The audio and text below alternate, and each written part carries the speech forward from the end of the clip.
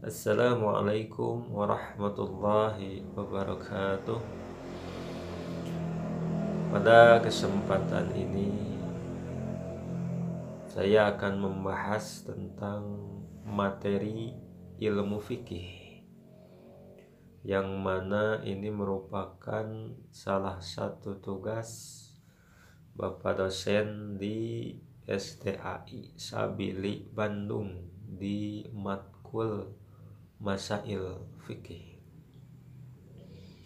Baik, saya akan membahas materi tepatnya dalam ilmu fikih bab zina, termasuk kepada hudud. Jadi dalam fikih itu kalau kita powerfinekan, ada yang disebut dengan ubudiyah, peribadahan, ada yang disebut dengan munakahah, pernikahan, ada yang disebut dengan muamalah, ada zinayah, ada hudud, dan sebagainya. Maka langsung saja materi yang saya sampaikan yang termasuk hudud, yaitu tentang zina.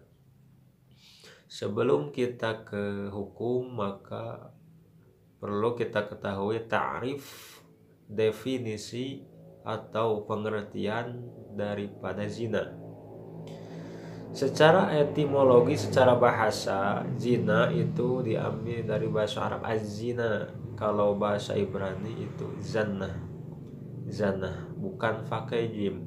Kalau jim, jannah, artinya adalah sorga. Tetapi kalau pakai zai, zannah, artinya itu adalah fahisyah, yang artinya kejelekan atau keburukan. Secara terminologi, secara istilah, apa yang disebut dengan zina, yaitu perbuatan hubungan laki-laki dan perempuan yang belum terikat hubungan pernikahan.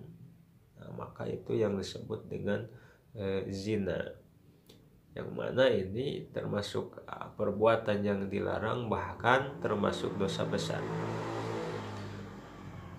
Larangannya diantaranya adalah firman Allah. Yang pertama surat Al-Isra ayat 32, bisa dilihat.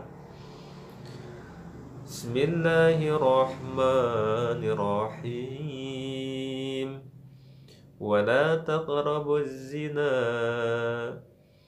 innahu kana fahishatan wa sa'a sabila, yang artinya wala taqrabuz zina, janganlah kalian mendekati kepada perzinahan, innahu kana fahisha, karena sesungguhnya perzinahan itu adalah sejelek-jeleknya perbuatan yang keji, perbuatan yang jelek, wasa'a sabila, dan seburuk-buruknya perjalanan atau jalan yang ditempuh.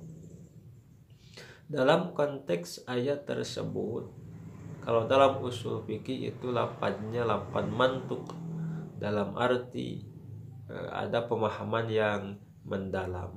Pertama, menurut tafsir Jalalain juz 1, maksud ayat tersebut, kenapa la taqrabu bukan la ta'tu? Kenapa jangan mendekati zina, bukannya jangan melakukan zina? Itu menandakan saking larangan yang sangat keras sehingga mendekati saja tidak boleh, apalagi melakukannya. Maka mafhumnya itu adalah kerasnya larangan tersebut. Yang kedua, menurut tafsir Al-Qurtubi juz 10, bahwa ayat tersebut menandakan perbuatan yang sangat jelek. Makanya bahasanya juga dekat saja tidak boleh. Yang ketiga, menurut tafsir Ibnu Katsir juz 5, bahwa yang dimaksud ayat tersebut adalah termasuk dosa besar.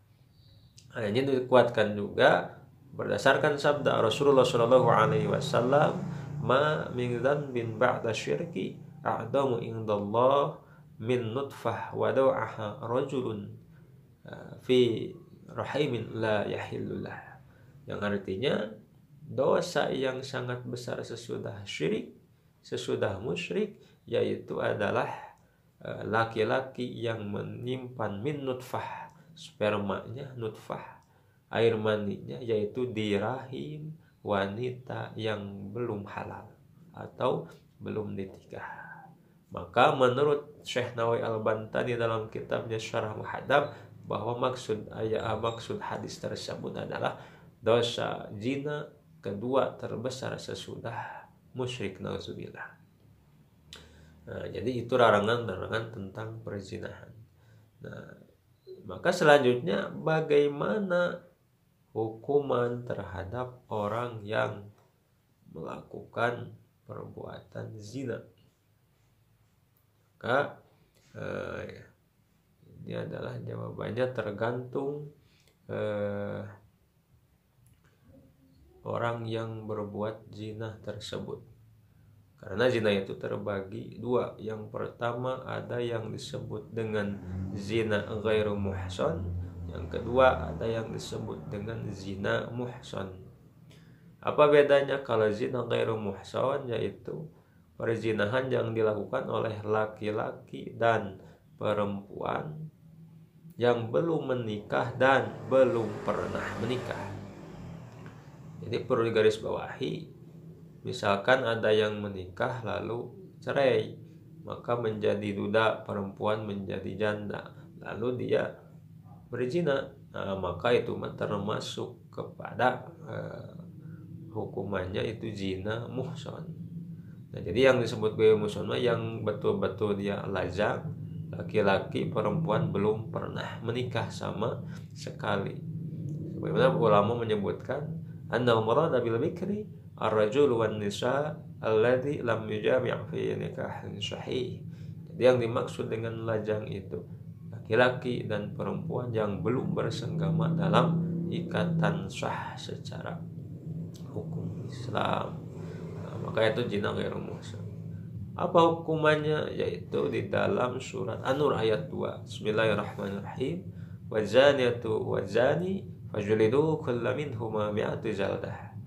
Artinya perempuan yang berzina dan laki-laki yang berzina, fajlidu, maka cambuklah kulla minhuma, masing-masing mereka berdua, mi'atu jaldah, dengan 100 cambukan.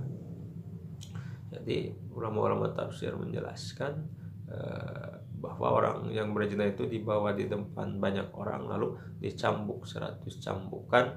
Bahkan Ibnu Katsir menambahkan harus diasingkan selama 1 tahun. Itu hukuman buat yang zina ghairu muhsan. Nah, yang kedua, bagaimana hukuman terhadap zina muhsan? Maka dalam salah satu hadis yang artinya syekhu wa syekhu parjumuhuma, syekhu wa syekhahu idza zanaya farjumuhuma. Yang dimaksud syekh di sini lelaki tua dan wanita tua itu adalah yang sudah berumah tangga, sudah menikah. Idza zanaya, ketika berzina, farjumuhuma, maka harus diranjam. Itu diranjam itu badannya dikubur sebatas leher, maka di lehernya itu dilempar sama batu oleh penduduk, orang-orang banyak, sampai meninggal. Nauzubillah. Bahkan Imam Ahmad bin Hambal menambahkan bahwa hukuman zina ghairu muhsan itu adalah dicambuk dulu 100 kali lalu diranjam sampai mati.